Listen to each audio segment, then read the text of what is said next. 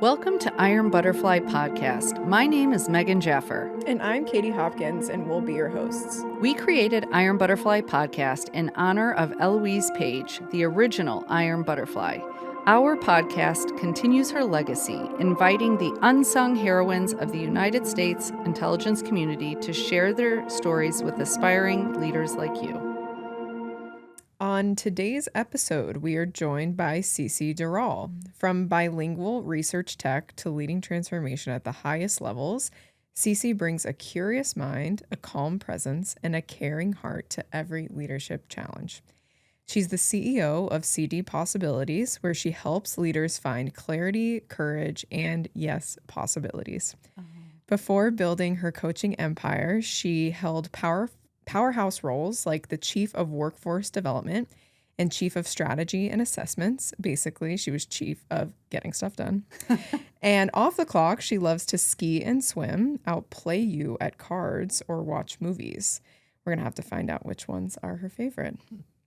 And here's a fun fact. She used to be a blurt. Yes, a blurt. That's right, a bilingual research technician. Basically a scientific secret agent, but with a spreadsheet and a smile.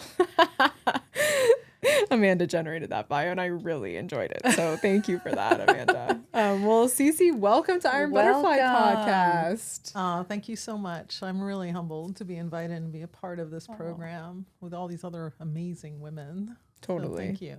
Of course. Can we talk about how we met Cece for just a second? Yeah, let's do it. So we were about a month ago at a retirement ceremony for one of our, of course, we don't have favorite Iron Butterflies, but one of our favorite Iron Butterflies, Arlene Gaylord. What was her code name? Do you remember? Was it Corazon? Corazon, yeah. And so we were having an amazing time. And of course, there were other amazing women from the IC there. And I remember meeting Cece, and every person she introduced me to, she was like, oh, this is such and such. She's amazing. She should be on Iron Butterfly. Oh, this is such and such. She's also amazing. She should also be on Iron Butterfly. And finally I was like, Cece, do you want to be on Iron Butterfly? Because if you ever want to find spot an Iron Butterfly in the crowd, you just see the one that's empowering and supporting and lifting up others. So we were thrilled to invite you. Well, and I didn't get to meet you, I think, I had to leave early. And maybe we did meet, but it was really briefly. And so that story is the exact story Katie told me as soon as we talked after the retirement party. She was like, we got our next Iron Butterfly. Let me tell you why. Yeah. So yes, we are very thrilled. We're excited for us to get to know you, but for our audience to get to know you too. And I mean, if you're in Arlene's orbit, I mean... Like, we could end the episode right there. Yeah, that's all people need to know. Yeah, amazing. Well, so Cece, we like to start with kind of a hard question, which is just like, tell us your story. Like, you know, where did you grow up? Like, tell us about your upbringing, your family, and then kind of how you got to be, an amazing woman in the intelligence community. Wow, that's such a powerful question. Amazing woman. So it's interesting because very much like you said, I always push others in front. I like to be more in the shadows, not because of the work I used to do, but just I like to help support others. There's so much power just in that and watching people just shine. So my upbringing, I call myself a third culture kid, in the sense that my parents were both U.S. diplomats, so we lived in Europe and Central America when I was in school. And then both my parents are from different cultures. My dad was African American and my mother was European American. And then in our home, my mother's mother lived with us my whole life. And so I spoke French with her, and that was the beginning of my language. And because I lived overseas so much, I picked up other languages as well. So learning how to adapt and be in a variety of different cultures, that's why I call myself a third culture kid. Wow. What was that like growing up as a child of diplomats? Like, I'm sure many listeners I don't think we've had that. I think we've had some military families, But I don't know if we've I had know, a and we've really not. We might have had one, but none. We haven't really talked about that. yeah, yeah. So what was that like for you? What do you remember from that time? So my dad was the first one in, and he joined the Foreign Service in the late 60s. And then when he was ready to retire, then my mother joined in the 80s. So they weren't a tandem, they weren't a couple Tandem, yeah. that Oh, wow, in that interesting. way. Yeah. They did it Wow. behind each other. And that was intentional because my dad just loved to travel. So he's like, okay, your turn. And my mother was just so eager to have a consistent career because she was following my dad everywhere and Wow, helping yeah. us. She had to continuously reinvent herself everywhere we landed. Gosh, that's crazy. And when we were in the US, her career was progressing. She was VP of a company at one point and such, but then we'd go overseas and then she was doing people's taxes. So it was like, talk about a constant shift of identity. But she just liked to just do something, stay busy, contribute in some way. So that's what I witnessed in both of them. And then my dad, because he was an African American, it was a rough road, even in federal government in the 60s through the 70s and such. Yeah. So he taught me resilience, very much so, and seeing the best in people and keeping hope and having a clear vision and not letting others detract you from that. Yeah. Do you think you realized that when you were younger, like observing him during that time, or do you think you came to appreciate it more as you got older, or maybe some combination of both? Yeah, he passed when I was in my early 20s. So we never had adult conversations.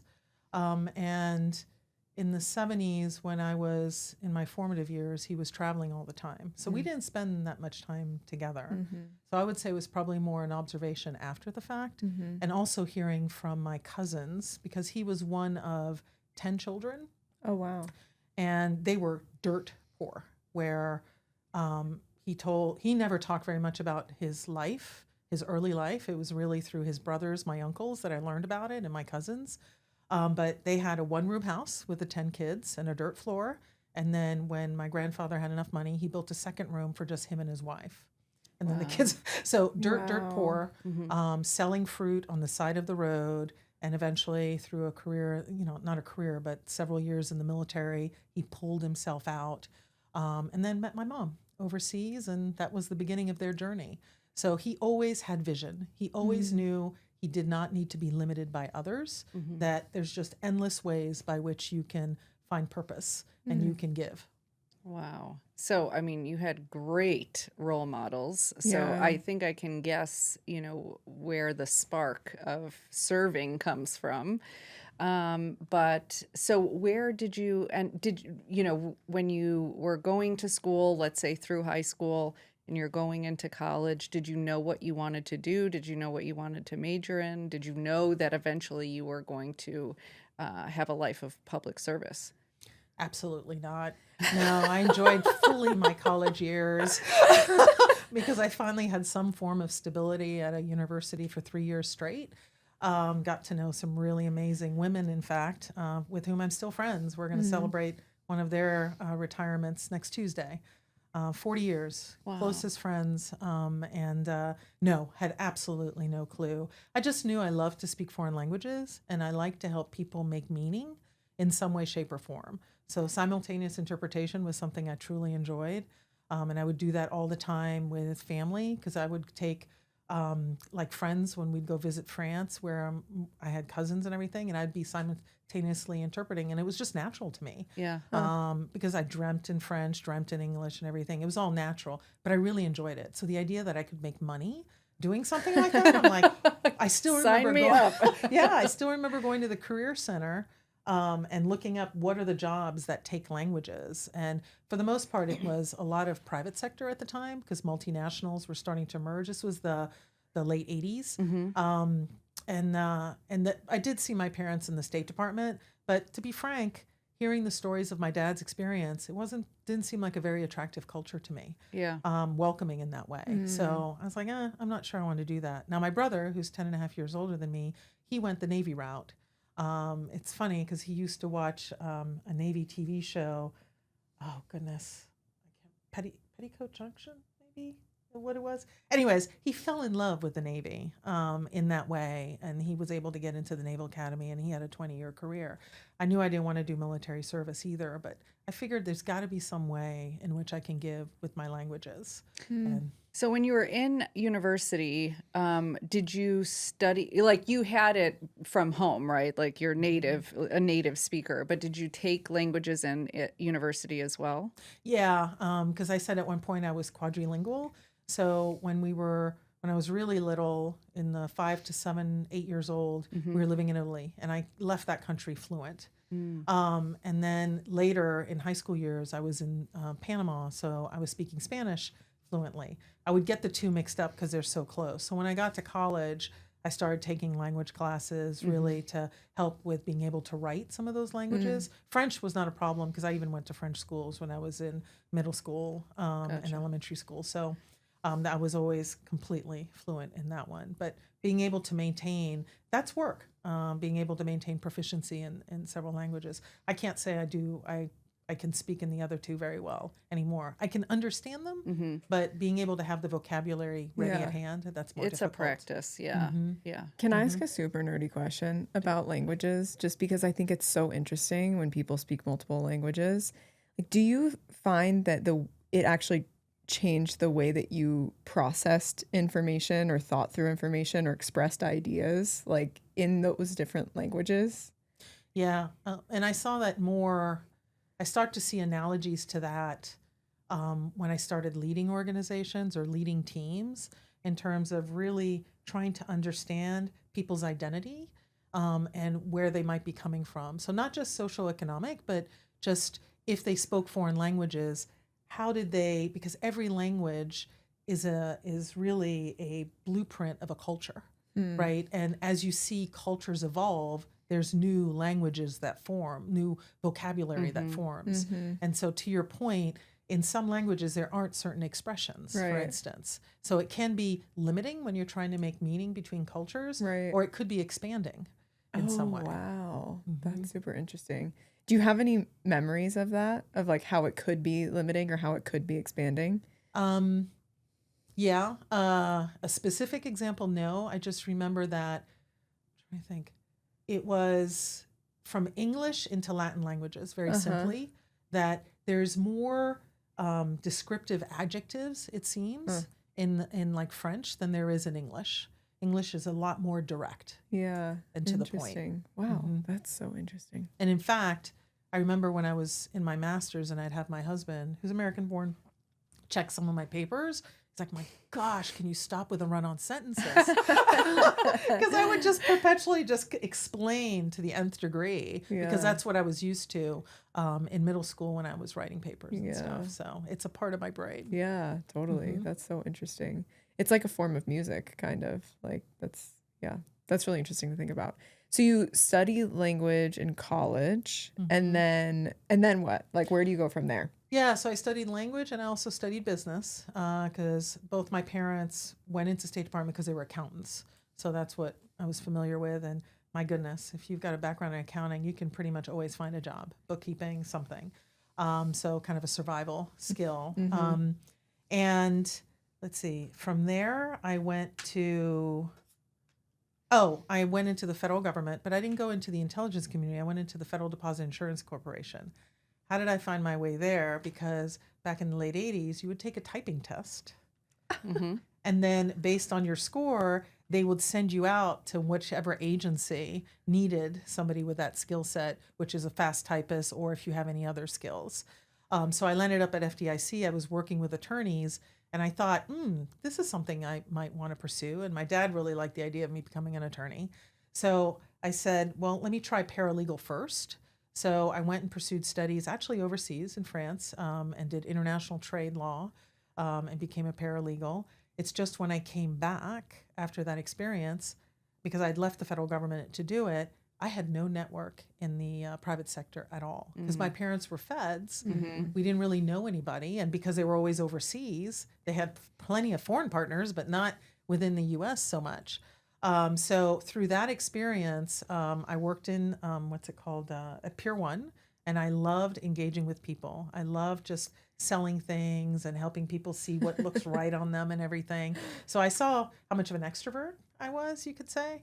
And then at the same time, one of my friends from college, his mom, was looking to write a book about a family member who was a resistance member in the French Resistance.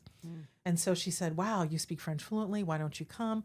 So I ended up going with her and doing a lot of simultaneous interpretation, going into prisons, talking to survivors, whether people Wow. who had been in concentration camps and such, or in the resistance. And then when I came back, I was so fluent. My brother, who was actually at the defense attaché office, said, "You know what? We need a linguist." And I thought, okay, well, I'll throw my name in the hat. And he was, because it was a defense attaché office, that was my first avenue into national security work. I had no idea what I was stepping into, none at all. But I was excited at the opportunity to be able to continue to do simultaneous interpretation and doing translation and help our nation.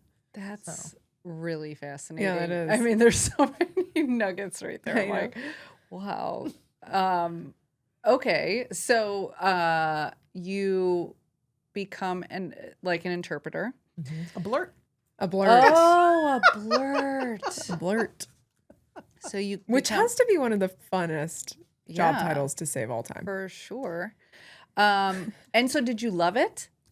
Yes, I loved being in the midst of the action and working with these military officers, and I gained an appreciation of our military and how they work with foreign militaries, and it was really a great introduction in terms of how we work nation to nation together on big problems.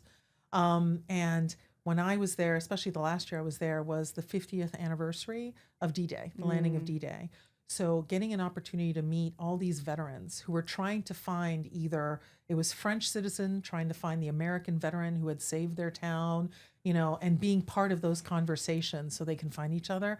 It was just so enriching. Yeah. And it really gave me an appreciation for a different angle of the military in terms of not just keeping our nation safe, but keeping, long-term relationships alive and respecting promises of the past too.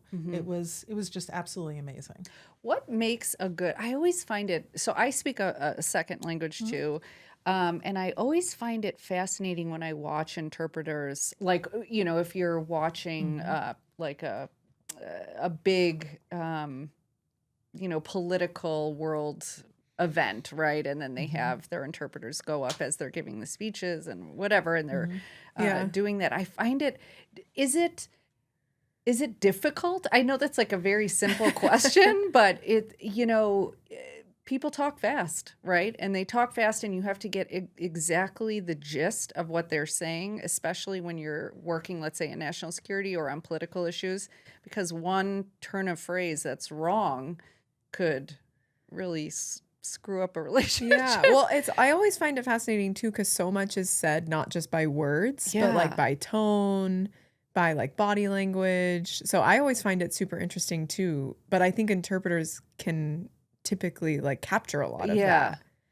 I don't That's know. exactly right. You nailed it in terms of you don't have to always do word for word. Yeah. And that's what can slow down an interpreter is if they're, oh, I got to do that, it's blue, not green, and just get that specific when in fact it wasn't about the color. Yeah. It was about the item that they were describing, right? And really making sure that you keep pace too with the information and the direction of the conversation as well. And when you're talking about, because I did some interpretation for African delegations when I came back from Paris, who were coming to visit Defense Department and such. And I remember it really was most helpful for me to have an understanding of what is the context, what is the content, because sometimes my vocabulary may not be as expansive because I just wasn't familiar with that. And when I tried to do a little bit of translation, and this is why I don't like translation as much, when it went down into medical terms or legal terms, it got so complicated. Yeah. And it gets back to something you mentioned in terms of understanding, you need to understand the law systems of the different countries to be able to be more effective. So then you're going down, and so you'll see some interpreters who are specialists, right? They really stay in particular their fields. Gotcha. Yeah. So they might be Yeah. a medical, they focus on medical things or Mm-hmm. so what was interesting is I took a translation test when I was trying to get into the government. So I speak Korean, and I remember they gave me a test, and it was for like a biological weapon in water. And I remember looking at it, and I was like, nope.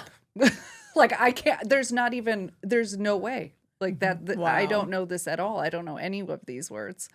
In Korean or English? In English I did, but not Okay. in Korean. I was like, Okay. biological weapons that they're Yeah. going to put in water?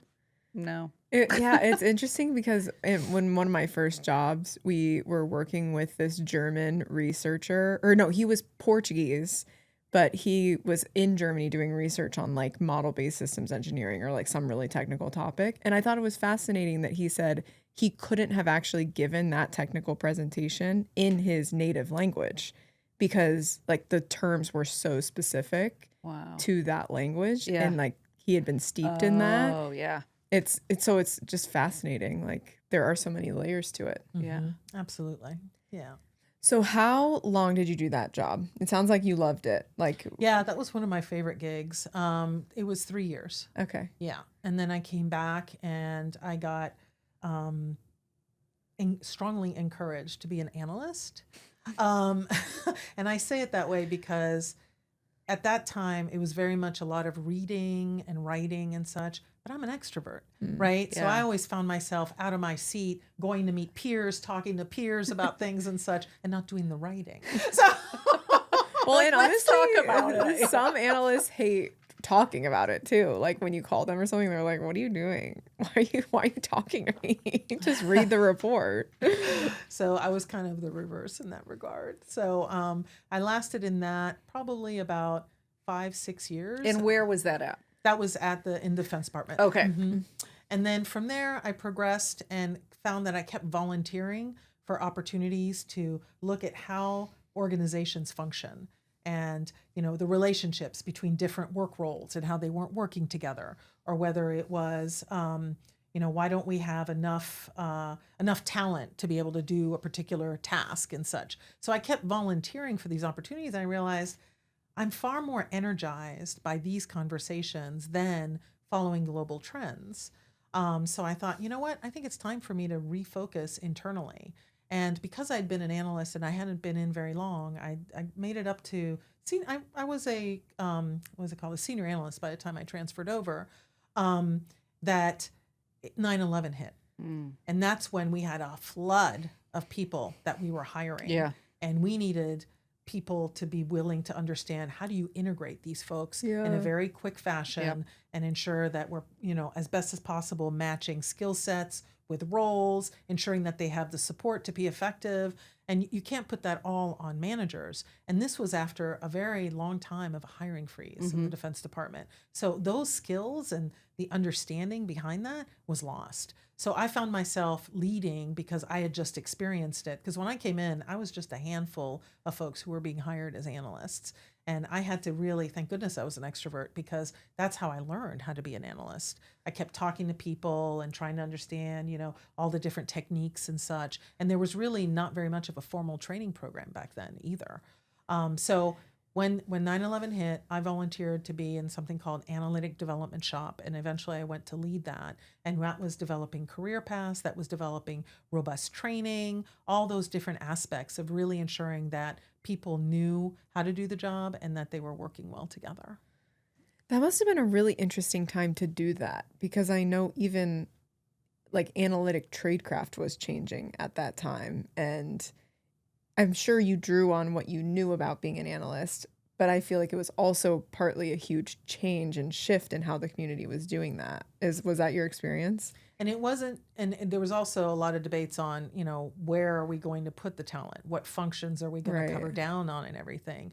And that's when you started to see people who'd been in for a while go through what you could say the grieving process, right?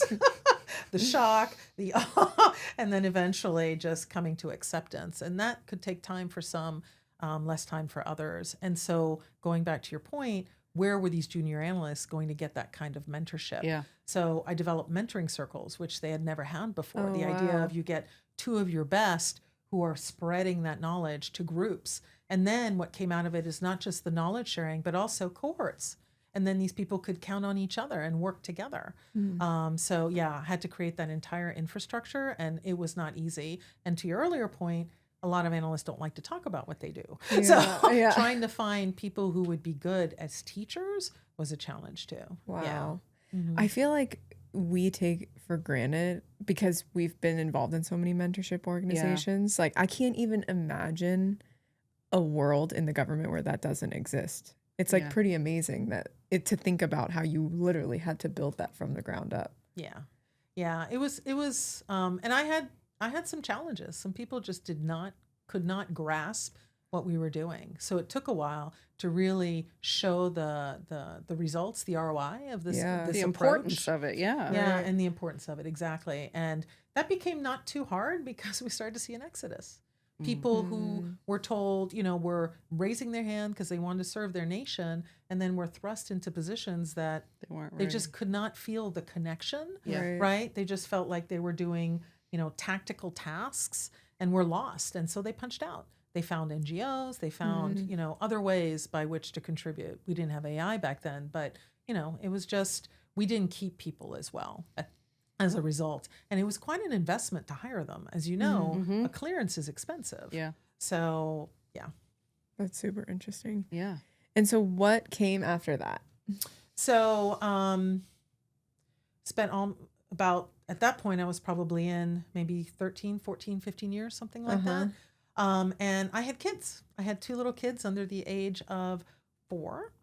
And I wanted to spend more time at home, or I specifically wanted to be in the classroom and having fun, and be a class mom and all that kind of stuff in elementary school. So I decided to take a pause from federal government, and I went to work for a social psychology firm. And that was fascinating because since I'd spent so much time developing programs to help individuals be more effective, here was the science behind it. So that's where I learned about surveys and those types of instruments, not just to understand people, but just to see what is a high performing organization? What are some metrics that can really gauge that, and to help inform then higher levels of leadership where to put the funding, right? To maintain and sustain being a high performing organization.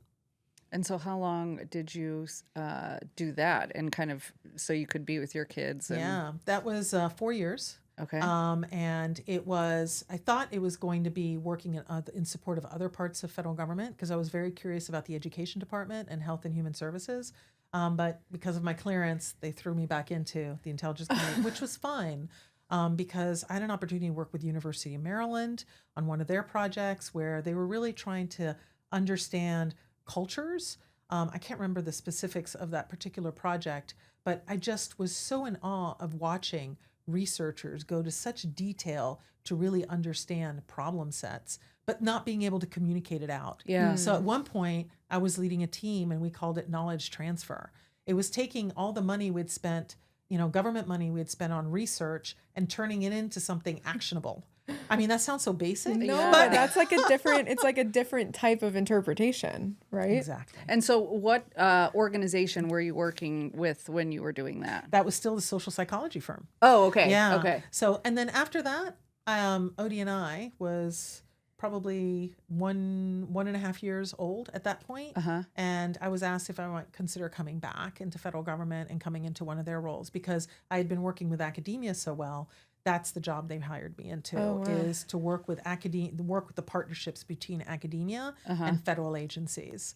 I want to pause for a second because this is a huge. I don't think you realize how important just this part of your story is. We literally had a call with a young woman last week, and she I don't know if she's undergrad or grad school. She's undergrad. Yeah. She's about to go into law school, and she wants to eventually go into the intelligence community. And one of her main questions to us is, can I have a family? And we get that question more than I think you realize. And it shocks us every single time that that young women still question that they question that they can have a family and a career. And we are lucky enough to have another Iron Butterfly, Sue Gordon, who I'm sure you know, who had a similar story to yours, where she left for a few years to raise her kids and came back. And it's so important to just shed a light on that part of your story, because you did leave. And not only did you leave, you did it for your kids, but you did something different. Like, you were outside of government, you did something else that just was more conducive to you being at home and being a room mom. And then you went back. And I think it's so important to highlight that. So thanks for sharing that. I didn't mean to interrupt. No, I mean, I did a lot of mentoring too in the latter years. And that was a question I had, especially when women were about to have children. They're like, how do I navigate this? And I just would tell them, it's like, you need to decide what's in your heart and what's important to you at that time. And you need to trust that the skills that you've developed, even when you're a mom, you're using a tremendous amount of skills. Gosh, being a room mom, trying to organize all this activity. Heck yeah. I mean, that's all your strategic planning and all those kinds of skills, right? So it's not like it's not like you won't be seen when it's time for you to come back. I mean, there is a responsibility that you have to maintain a healthy network, right? That people don't forget about you and such. But it is possible. It's very doable. And I'm glad I can say I role modeled a little bit of that. I'm not going to lie. I was scared when I left, because the irony was on my last day, as I'm signing my exit papers and everything, one of the HR folks said, that name sounds familiar. Hold on. And stepped over to another cube, opened up a drawer and said, oh yeah, here, it's your 15-year pin.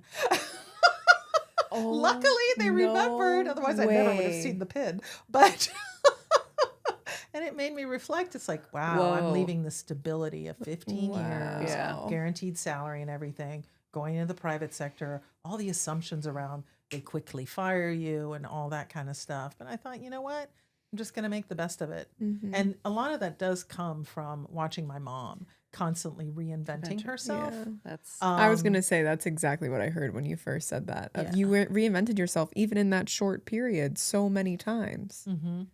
Yeah. And I think you had even practiced that while you were in government, because of just the different ways that you had followed what you really felt passionate about and like dove headfirst into those things. Yeah, one of the things I remember, I can't remember what specific gig it was, but I was an analyst at the time. I just was so bored. And I thought, if this is what it feels like to get to almost that point of disengagement, I have a responsibility, because these are my own taxpayer dollars, right?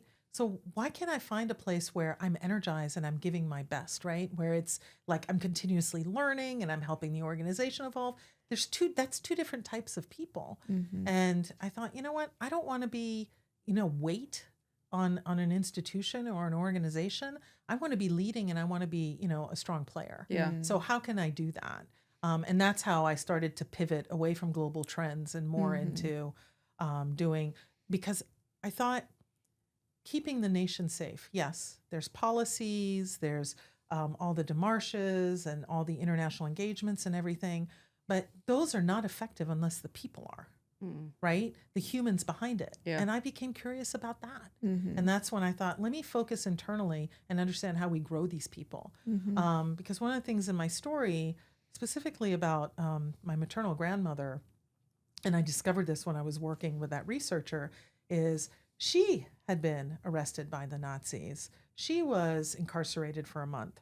Her mother was in prison and taken to Auschwitz. So we were survivors, at least parts of our family, of the atrocities of a government, right, on its people and how they treated people inhumanely. And then also on my father's side with slavery. And I thought, governments don't have to do this, right? So I want to be a part of an institution, part of an organization that evolves us, because we are amazing humans and we have so much more capacity in our brains that we have not tapped, but we limit ourselves in our fears. And that's a big part when I think about what propelled me and how I kept moving forward. And in spite of fears, just ensuring I had what I needed to be able to feel strong and make the leap. I had a wonderful husband at the time, and he was like, whatever you want to do, we got it. We moved to a smaller house. We'll make this happen. I was like, okay. That's really amazing. It's also cool to think about the way you talk about systems as like they can either bring out the best in us or the worst in us. And I think that's such an important point of like humans are humans, and of course systems are made up of humans, but we can also use those systems to either protect against those things or to propel those things. And I just think particularly right now, that's just such an important message, and like the way that you were able to draw on historical examples of where that had gone wrong to like fuel your path forward, and like making and like actually perfecting those systems so that they worked well and did bring out the best in the people that they represented. I think that's really that's a really powerful motivator. I think about in the 34 years that I was in the government and all the different parts of evolution of our societies, right? So 2000, we were freaking out about Y2K, that everything was going to shut down. Oh my gosh. Then suddenly you've got internet, right? Or maybe that was a little bit before. Now we've got AI and ChatGPT. It's like we have to stay open to the learning and the evolution. If we step too far back in fear, now your point about understanding people and our systems, I think a lot about AI, because if we don't train it right, we could have some pretty dire consequences. Yeah. I say this often to my friends, and we joke about it because movies is one of my things. That opening scene in Terminator, not my favorite. Sign it. No. I know. I don't think any of those movies have aged well at this point. Yeah. Exactly. Okay, so let's talk about. So you went to OD&I, Yeah. and then what? So that was an interesting journey at OD&I. Young organization. And very tiny, and then it continues to grow with all different types of leaders driven by what was going on in the environment, right? The political environment and such. And so the first role I fell into was, you've got great understanding of academia. You'd be great to help us, really enhance some of our partnerships. Well, I think I arrived in April. In July, that job was gone because that entire organization was restructured, and that wasn't the focus anymore. So that was one of my first examples of, not my choice to go find something. So, Yeah.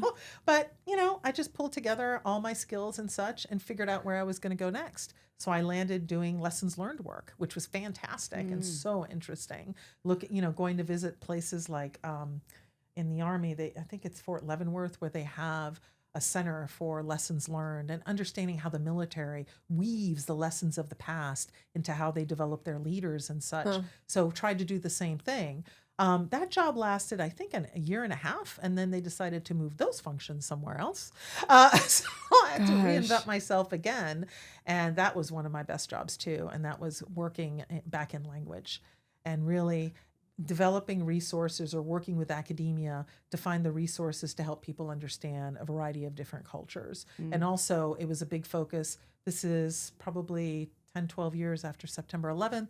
And it was trying to make sure that we had talent who spoke some of those critical languages. So I was part of that, and that was a lot of fun. I really got an opportunity to visit other parts of the community that I'd never met outside of Department of Defense, which was very interesting. And then eventually I was working in human capital. You mentioned that job of strategy and assessments. So that was an opportunity to really understand strategic workforce planning and how you need to take understanding of the people with your budgets and match that to make sure that you are hiring people at the right levels, that there's a whole science behind it. I don't want to go too much in detail here.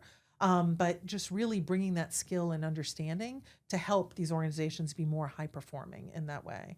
From there, I got promoted, which was a surprise, and I was just so humbled. I still remember when General Clapper called, and he's like, and actually I was at a vendor who taught foreign languages. I was in the lobby, and my cell phone's going off, and I'm like, I don't have time. I'm going to be late. And I answer it. It's like, could you please hold for Director Clapper? I'm like, who is this? And he You're gets like, on is the this phone. spam? And he gets on the phone and he congratulates me and says I've been promoted to executive service and such. And I'm like, oh my gosh, I was absolutely floored. And a good friend of mine was there with me, and she saw the shock, and it was just an amazing career. It was a shift in my career, because at that point I was actually thinking about leaving again because I was really taken with doing individual development, and doing coaching. That's when I started learning about that field and that craft. But this opportunity presented itself, and I said, well, you got to take it and you got to move forward. So for 10 years, I was an executive in a multitude of different roles, to include working in law enforcement, which was eye-opening.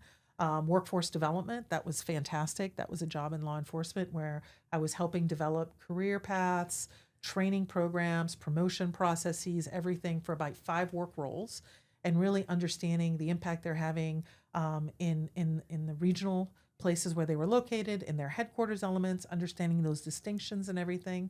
Phenomenal. And just so for clarification purposes for the audience, for federal law enforcement. Yes, federal law enforcement. That's correct. Yes. And that was fantastic. Came back, did some work back in human capital again.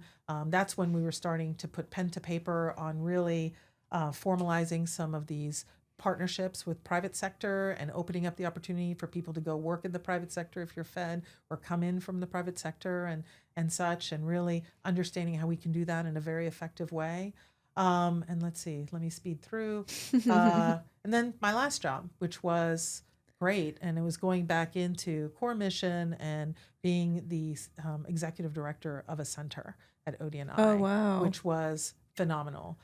So it brought to bear everything I knew, to your point about systems. So it wasn't just the people piece. It was also understanding information technology and our investments there. It was also bringing in the finances piece and really understanding where some of our budget was being applied and does that make sense, and looking at sustainable functions over time. I mean, it was just the view I had on the organization, the role I played advocating for the people, working across federal government, helping create, in some cases, some executive orders and such. It was phenomenal. Wow. Absolutely phenomenal. That's really interesting. I think that would surprise a lot of people, of like what the director of a center actually does and is responsible for. Like, can you talk just a little bit more about that? Yeah, so I was the executive director, so I was internally focused, and it was really about keeping the engines running. And because a center has multiple levels of management, there was probably about 2 or 3 levels of mid-level management, is really ensuring that the entire ship is aligned and moving forward. So there's no perfection. We're dealing with humans, so there's always miscommunication and such. So it's just making sure that the vision of the director at the time was clear, understood, and people knew how they fit and how they were contributing to that. So it took me back to my early days when we were hiring all those people after September 11, and so many of them left because they could not see the flagpole. They could not understand that connective tissue between what am I doing that may appear tactical and how that's building up to products, to information, to services that really benefit the whole. Yeah. Yeah. Well, it's so important because you join the federal government because you have this sense of mission, and you think you're contributing, even if it's a small piece. But if you can't see, if there's not that connection anymore, then you're like, why am I here? So that's the most important piece is knowing your, yes, you might be a cog in a wheel, but that's an important piece. That's exactly right. And doesn't matter what level you're at, you have a role to play. And that was something that I really was surprised at, is how we don't spend enough time understanding roles and responsibilities, right, across. And that would bring so much more clarity. So a perfect example was, I'm the executive director of the center, but I had assistant directors who were working for me. And how did they work together? Did they understand what they were doing, each one of them, how they were supposed to pair up to work on certain projects together? And ensuring that that kind of culture of support and working in teams in an inclusive way was being reinforced as well, in terms of whether it was bonuses or awards and things like that, because those are the behaviors that are going to make us a high performing organization. So you got to be clear on what is my role, what is my responsibility, kind of what is my domain, and how am I supposed to, if you want to bring it down to a kindergarten, how am I supposed to play with others? Yeah. Right? What are my toys, and and what house are we building together? Right? So I think it's really fascinating that I really didn't hear one job. I didn't hear any negativity. Like Yeah. sometimes you go through your career, right? And someone will say, well, this was a low point, you know, or I didn't really love this, or this happened to me. But you, even if that was the case, it just sounds like you made the best of every opportunity that you were ever a part of or given, right? And that's really cool. oh, thank you. Yeah, I mean, there were low moments, right? Suddenly you have a job and suddenly you don't. Yeah. Right? Like no longer, yeah. I was a senior liaison officer, and it's like, no, you're not liaising with anybody anymore. It's like, oh, okay then, right? But I just figured there's many other ways. And it goes back to that thought of what pays my salary is taxpayer dollars, right? And there's not an unlimited amount of them. So make sure that you're adding towards what we're supposed to do. And in the national security world, it's keep the nation safe.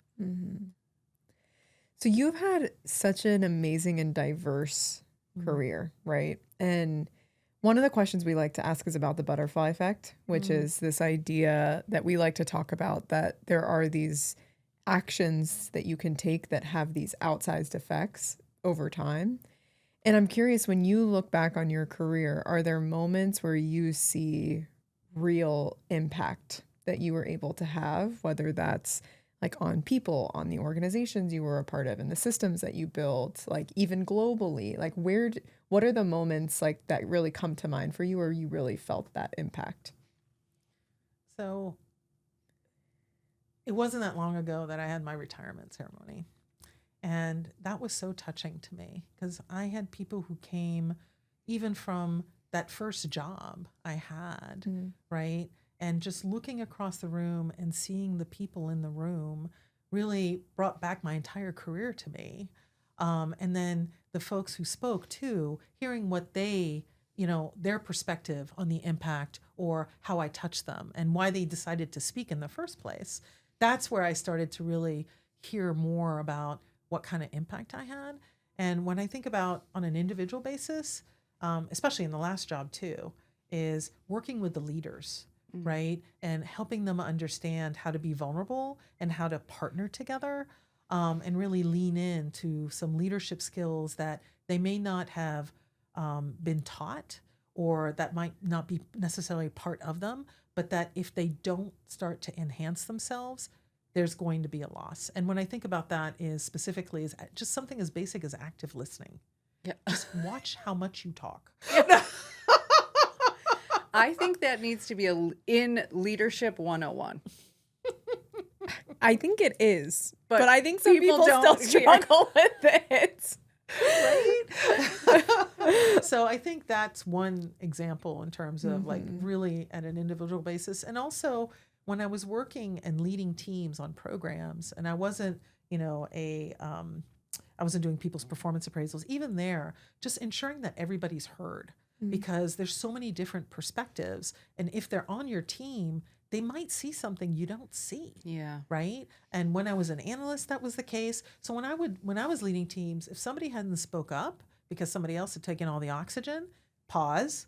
What do you have to say? And if they don't feel comfortable doing that, then later I'd circle back and it's like, so what'd you think of the conversation? Right. So they feel like they're a part of Of it, something. even if they can't can't or don't want to speak up. That's Totally. that's so important. Oh, sorry, please go ahead. Well, you were talking about, like, I guess systems wise too. Yeah, totally. Just bringing in that art of strategic workforce planning into the federal government when I did. I mean, other parts of federal government were doing it too. I wasn't alone, but just really pushing more pressure on, we know where we are now today, but let's be taking time out to think about what we want to look like in 5 or 10 years and make sure that we're building that way. We always did it for intelligence products. Like there's Global Trends 2030 and those types of documents, but we didn't do it necessarily looking at ourselves and how we were high performing organizations and what we needed to be 5 or 10 years out. So I think I added, because I created a forum, I did a strategic plan. And it was funny because the cover of the strategic plan was a head. And in the head were people, and it's almost like a 3-dimensional image. Some people could not see the head, and some people couldn't see the people. And the message was, the intelligence community and its people is all intellectual knowledge. So it's all in the head, but it's nothing. None of these organizations are nothing unless you have all these people, right? And you have to have that mix. So from an institutional perspective, I guess, I think I added something there, was creating a forum for all the chief human capital officers to come together and start working through what they needed to look like in 5 to 10 years. And then globally, I think by making our organizations more high performing and stronger, it's going to help keep us more safe. Totally. Great. That was was a great such a great answer. That I was know, so it's so great. That was That a was- great it really answer. was. So normally we jump to our final question, but I do have one kind of in between. I have one more question too. So Okay. So before we got started, we were talking about how, I think you're in the time of life now where you're in retirement and you're going to be moving. I'm not going to share where you're moving just because we got a lot of people listening. But you mentioned you're moving to an area that, there are a lot of artistic people that kind of come together in this area to live. And I find that fascinating. I think that's just really awesome. So A, why did you make that decision? Are you artistic? And if so, what is your choice of what do you like to do? I don't view myself as artistic. I'd say I'm married to an artist. He is actually in TV production. Oh my gosh. So he did the news, he did medical videos, he's worked in federal government organizations as well. And the way in which he brings stories to life, by the way in which they're visually represented, that's art to me. It's just another form. I just love to learn. I'm a continuous learner. So one of the aspects of this community is, I mentioned there's a Hall of Philosophy. They have seminars all the time. They even have one Saturday a month a salon where they bring, and they call it the Socrates Cafe, where they just ask a very big, lofty question, and then we just start talking about it. And some of these people know each other because they're neighbors. Some of them are from neighboring towns, and it's just fascinating, the insights that emerge, the different perspectives. Yeah. So the idea of being in a place where, if I'm tired one day, I can stay home. If I'm not, I can go out, and right outside my door, there's all this learning and liveliness. One weekend a month, they have music on the porch. So all the musicians in the town just sit on their porch, and there's such a variety of music too, from your typical acoustic to full bands and such. They're just performing, and you just walk around and you're hearing the beauty of this music. I think a lot about in COVID, I think there were clips that were made and brought together where they would go around the world. It was one similar song, but it was all different aspects. Yeah. That's the richness of this town. And so one of my best friends, who actually retired as a world economist out of the World Bank, she found it. Her and her husband retired ahead of me, and they traveled the entire United States, 40,000 miles, all to find that this particular place is exactly what they were looking for. That's is amazing. the coolest thing. Yeah, I love that. For the listeners, when we first sat down before we started recording, we were talking about it, and I'm like, hold the phone. We have to talk about this on recorded because it's just so cool. So you had one final question? I do have one final question. So I feel like such a huge theme through your whole story is self-reinvention, right? And it sounds like you're doing some of that with your coaching now. There's so many examples in your personal life where you've done that. And I also think this is a time where a lot of particularly federal workers are finding themselves, whether by choice or not, in a period of self-reinvention. And so I wonder if you can just talk a little bit about, like, if you have advice on that or what your experience has been with that, and how some of our listeners who might find themselves in those times of transition and reinvention might set themselves up for success. Yeah. I think about some of the folks, and actually I retired in February, and immediately in April, I was throwing myself out there pro bono coaching, trying to help feds, trying to find themselves and where they're going to be, whatever stage they're at in the process.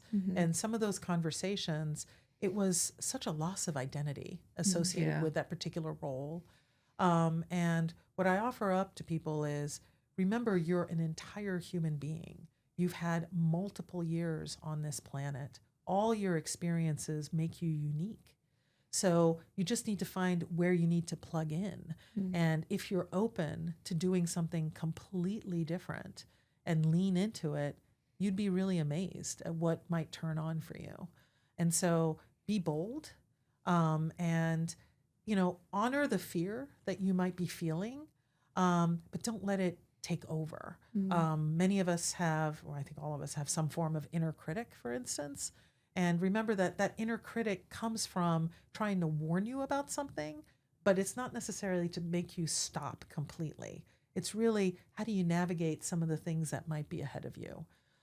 So just be open. I think about my reinvention was all based on being able to adapt. And that started early on, living in all these foreign cultures and trying to understand that there's value in every human being on this planet. You just need to figure out where that fits. And you have so many, I call them board of directors, whether it's your family members, it's your longtime friends, just check in with them. Ask them some questions like, when you think of me, what are 3 words that come to mind? You'd be amazed at what people see in you.